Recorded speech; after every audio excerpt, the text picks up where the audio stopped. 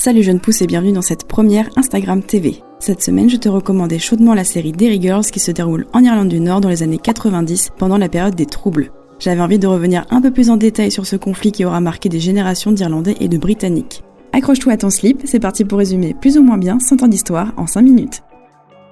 The Troubles, les troubles, oui ça sonne moins bien en français, correspond à une période de conflit ayant eu lieu entre 1968 et 1998 en Irlande du Nord. Vous en avez certainement entendu parler sans le savoir, notamment grâce à la chanson Bloody Sunday de U2 et à cause des attentats perpétrés par l'IRA, médiatisés dans le monde entier dans les années 90. Pour vous expliquer le pourquoi du comment, je suis obligée de remonter au minimum au début du XXe siècle. En 1919, à la fin de la Première Guerre mondiale, un groupe paramilitaire indépendantiste, l'IRA pour Irish Republican Army, déclare la guerre à la police royale irlandaise et la British Army. Un sentiment anti-britannique grandissant mène la population à soutenir de plus en plus les mouvements radicaux qui réclament l'indépendance. En 1921, le traité anglo-irlandais sépare alors l'Irlande en deux, la République d'Irlande indépendante catholique d'un côté, et la région d'Ulster, majoritairement protestante dont de nombreux habitants sont des descendants de colons anglais et écossais, reste rattachée au Royaume-Uni. Même si la signature du traité a permis l'indépendance d'une partie du pays, la paix n'est pas pour autant garantie. En effet, en Irlande du Nord, la minorité catholique se sent diminuée économiquement et politiquement, comme les résume assez bien Marie, la mère d'Erin dans Derry Girls. They already have all the jobs, all the lands and all the fucking rights. Ils ont déjà tous les boulots, tout le territoire et tous les putains de droits. Également, les membres de l'IRA et d'autres indépendantistes ne sont pas satisfaits de cette décision. Des tensions montantes obligent les autorités à appliquer une ségrégation des deux communautés. Les catholiques et les protestants ne vont pas dans les mêmes écoles, ne travaillent et ne vivent pas dans les mêmes quartiers. À savoir que cette disposition est encore effective à l'heure actuelle. Bon, vous avez compris, on est loin des messages de fraternité universelle en Irlande du Nord et la situation n'est pas prête de s'arranger, bien au contraire. Bienvenue en période trouble.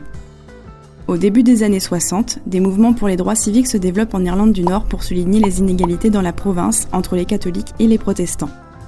Les manifestations vont très rapidement se transformer en émeutes car les partisans unionistes et la police nord-irlandaise, la RUC pour Royal Ulster Constabulary, les voient comme des revendications de l'IRA et les réprimandent fortement. En janvier 1969, à Derry, les catholiques qui reconnaissent de moins en moins l'autorité de la RUC décident de barricader leur quartier de Bogside et autoproclament la zone autonome indépendante de Free Derry, empêchant ainsi la police d'y pénétrer. En août 1969, la parade annuelle des Apprentice Boys, une fraternité protestante, pénètre dans Free Derry. Les deux parties se mettent sur la tronche qui seront bientôt rejoints par la RUC totalement impuissante face aux affrontements. La bataille de Bogside va durer 3 jours jusqu'à ce que le Premier ministre de l'Irlande du Nord demande à la British Army de se rendre sur place pour stopper le conflit. Même si au départ la venue de l'armée britannique était plutôt acceptée des deux côtés, l'opinion publique va vite changer. Alors que l'IRA s'arme massivement, le gouvernement britannique lance l'opération Demetrius, qui autorise l'armée à arrêter et emprisonner sans procès et à tour de bras des potentiels partisans indépendantistes.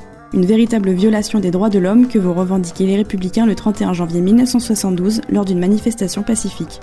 Le Bloody Sunday restera un des événements les plus tragiques du conflit et pour cause, l'armée britannique ouvra le feu sur les manifestants, tuant alors 24 personnes dont de jeunes adolescents. En 1981, Bobby Sands, un membre de l'IRA, est enfermé pour possession d'armes. Il entame alors une grève de la faim avec 9 autres provos, c'est le nom donné aux membres de l'IRA, aussi appelée Armée républicaine irlandaise provisoire. La protestation pacifiste de Sands et de ses compatriotes émeuve les Nord-Irlandais qui l'élisent au Parlement britannique alors qu'il est toujours en prison. Margaret Thatcher, alors première ministre, ne cède pas, ils mourront tous les 10, 66 jours plus tard, et viendront s'ajouter à la liste des martyrs du conflit. En 1984, l'attentat de Brighton à l'encontre de Margaret Thatcher tuera 5 personnes mais laissera la dame de fer en vie. Dans les années 90, contexte temporel de Derry Girls, l'armée britannique assure toujours la sécurité sur le territoire et l'IRA continue ses attentats meurtriers. Les 30 premières secondes du premier épisode résument bien la situation dans laquelle les habitants de Derry et Belfast vivaient pendant cette période et pour cause, Lisa Maggie, la réalisatrice, est née et a grandi à Derry dans les années 90. Grâce à la série, elle nous apporte son témoignage et ce qui faisait le quotidien des familles nord-irlandaises catholiques pendant les troubles. En 1994, après une bombe dans un centre commercial en Angleterre comptant 2 jeunes enfants dans les victimes, l'IRA répond à la demande internationale d'un cessez-le-feu et pose les armes. En 1995, Bill Clinton est le premier président américain à visiter l'Irlande du Nord. Il fera un passage à Belfast et Derry. En 1998, le Good Friday Agreement, ou l'accord de Belfast, ou l'accord pour la paix en Irlande du Nord, tu choisis le nom qui te plaît, est signé mettant fin à 30 ans de conflit qui fit plus de 350 victimes.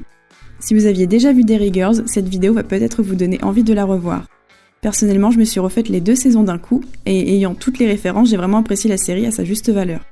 Il faut aussi dire que le format est totalement binge-watchable, avec seulement 6 épisodes de 30 minutes par saison. Inutile de préciser que la bande originale, véritable retour dans les années 90 et l'accent irlandais sont 2 autres belles grosses raisons d'aller regarder Safissa. Et bien c'est là-dessus que se clôture cette vidéo consacrée aux troubles, j'espère que ça vous aura plu. Pour aller plus loin, je vous conseille de voir le documentaire Le Mur de la Honte de Sylvie Gara, réalisé en 2019 à Belfast. Il retrace le passé douloureux de la ville qui a traversé les troubles et du désir de ses habitants aujourd'hui de faire tomber le mur qui sépare les 2 communautés depuis la ségrégation. Vous avez également le film Bloody Sunday de 2002 réalisé par Paul Greengrass et en plus il est dispo gratuitement sur YouTube. Je vous partage également dans la description les sources YouTube que j'ai utilisées pour cette vidéo et qui seront beaucoup plus complètes que moi. Allez, salut!